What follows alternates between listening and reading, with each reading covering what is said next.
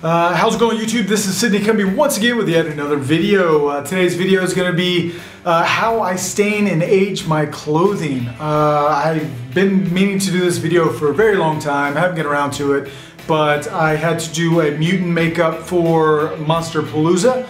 So I decided to age some clothing, and I didn't do it as much as zombie, as more of like dirty and aged. So I hope you guys enjoy this video, and here it goes. So the materials that we're going to need today are the clothing that you are going to stain and age, sandpaper or a sanding sponge, Xacto knife or Razer, liquid clothing dyes, spray bottles, bleach, and water. Alright, so now we are going to start distressing with a sanding sponge and Razer. So that's what I'm using today. So there it is, a sanding sponge. And so what you're just going to do is just going to use this sanding sponge just to sand any areas you want to be, you know, ragged, old. Just any stress points, like near the sleeves, the bottom of the sweater, anything like that, where you're putting it on, let's see, the pockets, everything like that. You just want it, we're just aging it. This is just going to be a mutant outfit. This is not a zombie outfit. So this is going to be worn out. Not as much as like bled on and stuff like that. So now this is a Razer. Now I'm living dangerously here. I'm actually using a Razer rather than an Xacto knife. These razors are really sharp, so be very careful. I look like an idiot right here just sawing into this thing with a razor, but I like to use these razors, and I had a lot on hand, so I was like, whatever. So now I'm just ripping holes in some certain spots, making some gouges like, you know, trees have, you know, grabbed onto your sweater when you're going through the woods and it ripped it a little bit. Just little worn out spots that you're going to get with age, some little holes in it, mostly near the bottom of the sweater as well as near the sleeves where you're reaching out grabbing stuff. So where I would put the holes in any stress points, like right there on the shoulders. You know, the seams might come apart a little bit because of older age. So that's what I'm doing. Now I got the Razer again. Now I'm actually going to work on the dress. I'm just going to put a couple of holes in it, you know, just some random areas. But mostly what I'm going to focus on here is doing the bottom of the dress. The reason I do the bottom of the dress because it is very like flowy and lightweight, and it's going to hook on to random things and rip and tear. Now I'm just sanding some spots with the sanding sponge. That's going to make everything rough and look like it's been worn and it's older, like, you know, make some tiny holes. And now I'm actually doing the bottom of the dress right here. So this is the bottom of the dress that I'm putting holes in so that it looks like it's been worn and old. And again, just putting random holes in random spots. Make it look aged. Now I'm going to fade and age with bleach and water. So the blue bottle is going to be water. The red bottle is going to be bleach. 50% bleach, 50% water. So what I'm going to do here is I have the blue bottle. I'm actually drenching this sweater in water. Just soak it in water. It would have been much easier to do it in a sink, but just to do it on camera, I just did it with a bottle. So now this is the 50% bleach for 50% water, and I'm spraying. The sweater is all drenched with water right now. So now I'm spraying the top and the just mainly the top of the sweater, just so that it looks like it's been sun stained. So the shoulders are going to be lighter than the bottom of it. I just do this just to make it look like it's been worn outside a lot. So now you can see it's a little bit faded up top than bottom. So it's already had one pass with the bleach. It's very diluted bleach. So it's not gonna, you know, bleach it way too much.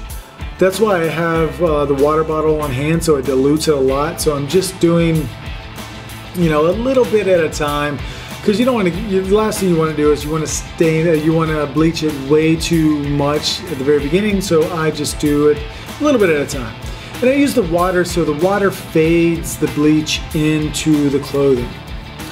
Now staining with green and brown liquid clothing dyes. You can get these at any craft store. I like liquid dyes just because you can just thin them out and stain. So this will be the green dye that I'm using right here, and it's very diluted, so there's a little bit of dye in there and a lot of water. So now I'm just going over where any dirt would collect, like around the front part of it, the pockets, the arms, the bottom of the sweater. If you were in a rain and you had a dirty sweater, the water would all soak into the bottom of the sleeves and the bottom of the sweater, meaning that that's where all the dirt would collect. So I'm just trying to do it as natural as possible, the front of it and around the hood where your greasy hair and stuff would sort of stain the hood. Alright, so I'm just doing some spatter, and I spatter all over with this color as well. So this is going to be the brown, and as you can see on my hand, it is brown, a little brownish red. So now I'm going to stain the whole sweater with this. I'm going to spatter all over it, just some random spots, as well as the spots where it's going to collect, like in the joints of the sweater, the hands, the bottom of the sweater, the pockets, because if you're putting your hands in your pockets in and out, pockets are going to be dirty without washing. So as you can see here, I'm just making it look dirty and nasty. And both, this could go for mutant or zombie, either one. This is not as bad aged as I would do for zombie clothing. As you can see, I'm using water to dilute the dye as well, so I'm spraying the dye on there and diluting it with water a little bit, so that it dissolves evenly or disperses evenly into the clothing. Let's do a closer look. This is I just want to give you a close look of what I've gotten so far of all the tears and the colors. And as you can see how dirty it is, you see spots all over it where it's just dirt and grime. And then you'll see where it has been sanded and chipped away by the razors, just random holes. And you can also see up there where it was faded with bleach. And right here, the sleeves are really dirty, the bottom of it's really dirty, the pockets are dirty. There's holes, kind of in random places around the sleeves, of course. But I was like, what, this needs more stains. So of course, you can never be too happy. So I'm actually going in with more stains in this one. I'm going around the joints with stains, around the hoodie, definitely around the bottom of the sleeves and the pockets, anything that I think where it would collect with dirt, collect with grime. So I'm using both the brown and the water.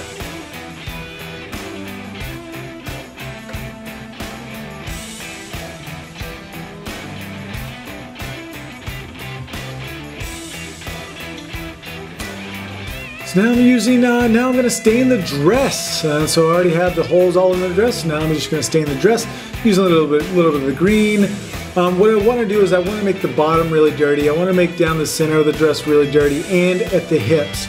If water were to collect on this dress, it would collect around the hips. Because that's where it's thickest and that's where most water would sort of be, and then all your body fluids, sweat and everything would collect there. And down the center of the dress, because where, say you're eating something, you drop it on your chest, it's all there, it's all nasty. So I'm just trying to make it look as natural as possible. So around the bottom, around the hips, and down the center of the dress. Of course, up under the armpits as well, and around the neck of this dress as well. So I'm going in, with more of the brown stains. And now we're going to take a closer look to see what it looks like so far. So it has some good color in there. You can obviously see some of the, definitely a lot of the brown that I put in there. But it's not as good as I want it. So of course I'm going to go in with more stains. So now I'm going to do a lot more green because I don't think I see a lot of green in there. So we're going to do a lot more green. Green's going to come out to look more grayish, color in there. So it look like more grime. So that's what I'm going for in this. Staining the bottom of it, just spurting these colors everywhere all over it. Using a little bit of water to dilute the dye so that the dye doesn't just come out so uniform and spattery. I'm trying to make it just disperse into the dress. As you see, I'm using both the water and the dye. It's looking really good right now. This is the final product right here. So this is what it looks like after I finish dyeing it. It's faded up top, it's dirty, it's grimy. Somebody's worn this out a while outside. They haven't been inside, they haven't taken showers, they haven't washed these clothes. It looks nasty, it looks dirty. You know, I actually do have a sort of little secret thing I like to do to the clothes once they are on the model that I made them for.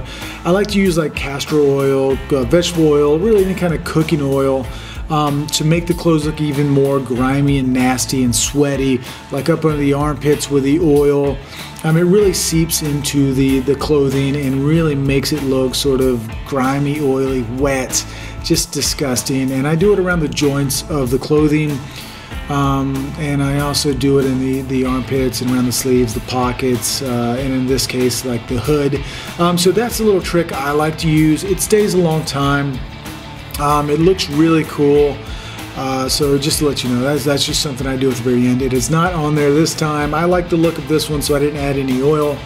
But yeah, this is the final look. I hope you guys enjoyed this video, and I hope this video made sense to you. When I do these voiceovers, I do one take, and that's the take I add to the videos. So hope this made sense. If it didn't make sense, make sure you guys comment below and let me know what you think. And until next time, I'll catch you later. Thanks.